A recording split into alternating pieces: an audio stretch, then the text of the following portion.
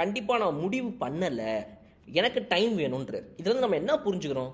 என்னுடைய ஃபிட்னஸ் தான் முக்கியம்னு சொன்ன அவர் கண்டிப்பாக ஃபிட்னஸில் ஒர்க் அவுட் பண்ண போகிறாரு.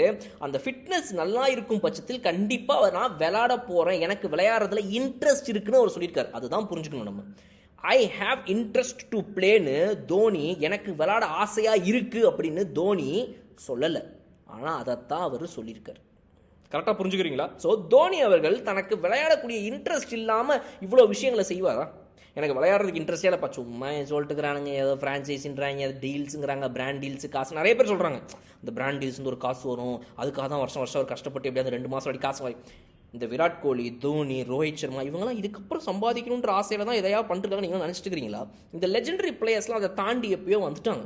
அந்த காசுங்கிறது அதுக்கு விளையாடினா இவ்வளோ காசு வரும், அவ்வளோ காசு வரும், அதெல்லாம் நெக்ஸ்ட்டுங்க அவங்களுக்கு. இப்போலாம் அதெல்லாம் போதுமான அளவுக்கு நல்லா சம்பாதிச்சிட்டாங்க. அவங்க ரிலாக்ஸ்டான ஒரு பீஸ்ஃபுல்லான லைஃப், ஃபேமிலி, குழந்தைன்னு வாழ்கிற ஸ்டேஜுக்கு வந்துட்டாங்க.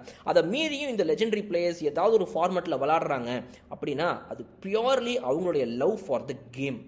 தோனி அவர்கள் கண்டிப்பாக அடுத்த வருஷம் எனக்கு விளாடுறதுக்கு ஆசை இருக்குதுங்க, நான் ட்ரை பண்ணுறேங்க, எப்படியாவது எனக்கு விளாடணும்னு ஆசையாக இருக்குதுங்கிறது தான் சொல்லாமல் சொல்லியிருக்காரு.